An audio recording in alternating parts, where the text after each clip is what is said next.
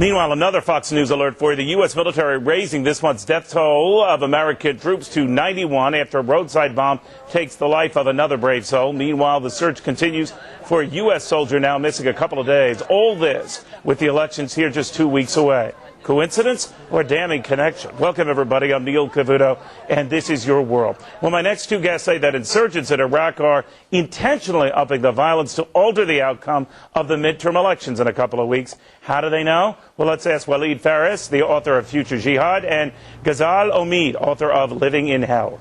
Walid, all by design? Of course. I mean, if you watch the very hot panels on Al Jazeera, if you look seriously at the website for the last 3 months, you saw all of that coming. It's increasing the violence in Iraq, no change of strategy. I mean, you don't have new Al-Qaeda or new Muqtada al-Sadr, the same people doing more violence, and knowing that this will impact politics in the United States and soon to be elections in their mind. Ghazal, what do they hope to accomplish then? That they would prefer a new government that would weaken the Bush presidency? Is that what they're after? Well, I have heard this from many sources in Iran and Iraq. They said the insurgents inside Iraq are praying for Democrats to come to power. Forgive me, all the Democrats in the United States.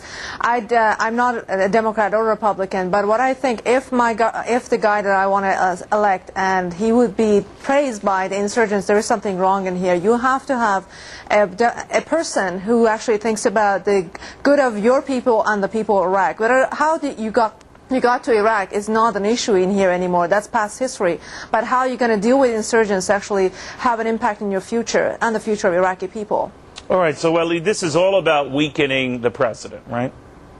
It's about weakening a president and an administration and a Congress, both parties included, that wants to support the political process in Iraq and defeat Al-Qaeda and the Iranian influence in the south. If we change, if tomorrow the president or congressional leaders would change and start talking to Iran and Syria, they will change as well. It's just politics of the Middle East. All right, but Ghazal, there also does seem to be division within the Democratic Party on how to address Iraq, for example, how to deal with the insurgents.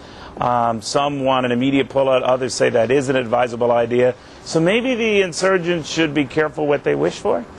That's very true, but you have to remember when the parties are basically selecting their own leaders and saying that if we get to Iraq, we're going to pull out of Iraq immediately, it gives an incentive to insurgents to kill more soldiers in Iraq, and also pressing on the Republican Party as much as they can for a change in this party. And it doesn't matter who you as an American electing, but what matters is the freedom of Iraqi people right now, and you have to consider that.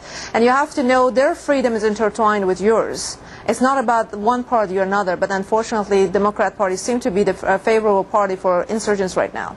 All right, so insurgents, Walid, are looking at what's happening with our midterm elections and hoping that if Democrats make significant gains and they give voice to this call to pull out of Iraq, so much the better. Absolutely. They are realists, Neil. I mean, they know that they're not going to be an immediate withdrawal. What they really are hoping for is political chaos, divisiveness, huge debate, and paralysis of our foreign policy in Iraq. Well, how do you know that's the case? I mean, are there discussion groups where this has gone on, say, look, we've got America divided now, we've got them, you know, at each other's throats? John, they're listening to your programs. They're listening, they're watching you, so that how they know is by your press, by your own media. So they compare notes. They say, look, we've got these guys on the ropes. And, Walid, you're saying keep attacking, right? Yes, and keep the pressure in Iran and Syria. That will give you results in Iraq.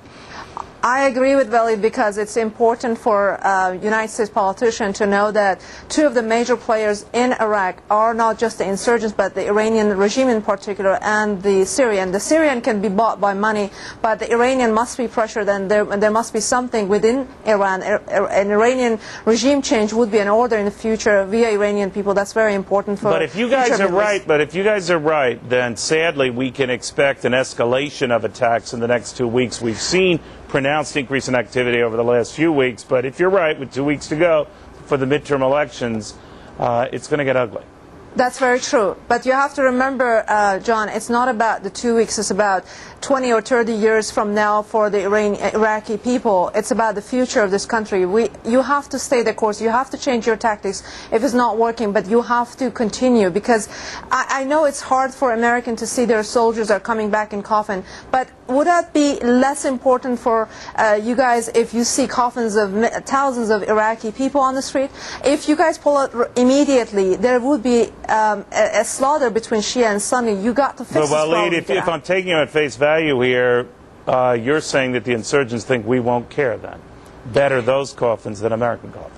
Right? The insurgents think that by creating political chaos in the United States, we will reach a conclusion that is a fast withdrawal, even a few months from now, that would crumble the Iraqi government. The best reaction to that, the best counter to that, is to start supporting the Iranian opposition against the Ahmadinejad regime, and you're going to see miracles in southern Iraq. All right, folks, thank you both very much. Thank you.